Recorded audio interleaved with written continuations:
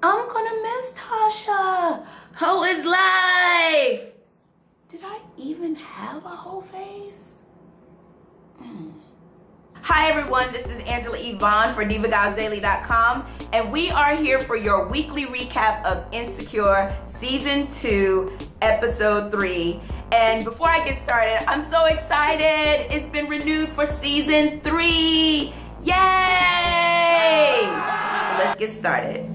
The episode opens up with Issa trying to get her a little something strange, and it's just not working out. I mean, I know that she's all up in her head about what could possibly go wrong because, you know, when you get a new partner, it's almost like starting over for the first time, except the only difference is that you've learned some tricks and you feel that you might be, you know, here, but the person you get with may be here.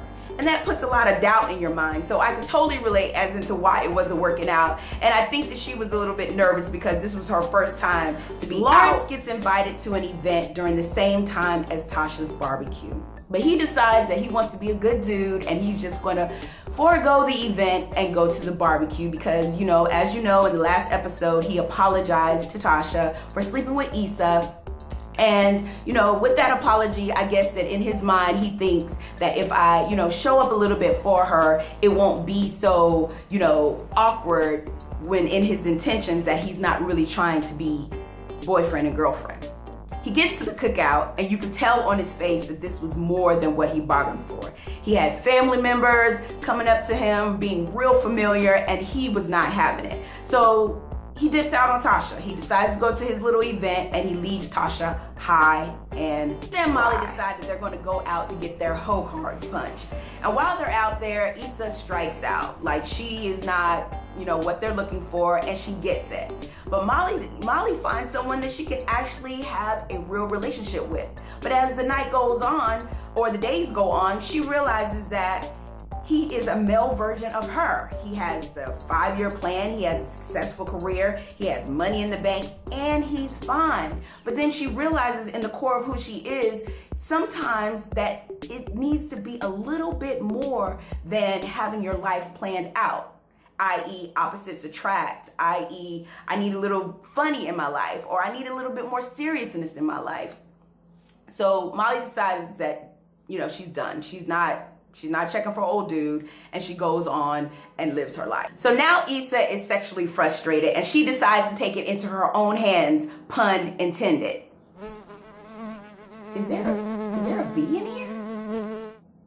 The next day she sees Eddie, one of the guys who came to her party, and she decides to devise a plan on how she is going to get her itch scratched. She sees her charger and she dashes downstairs and she pretends that the charger belongs to Eddie. Eddie catches on, invites her in, and let the games begin. Yes, Issa trying to get that itch scratch. She gets her itch scratch, no harm, no foul, and she's out of there. Go for it, go for it, go. Ho for it, ho for it, ho. That is my favorite part. So it's the end of the night. Lawrence has been dodging Tasha's phone calls all night. So finally, he decides to take the phone call and he's ready for his excuses. His excuse is like, well, you know, Tasha, you know, it was this work thing and, you know, I got a little drunk, I didn't want to drive, and oh, by the way, I don't want anything serious. But he wasn't ready for what Tasha had for him. Tasha's like, yo, I knew what this was.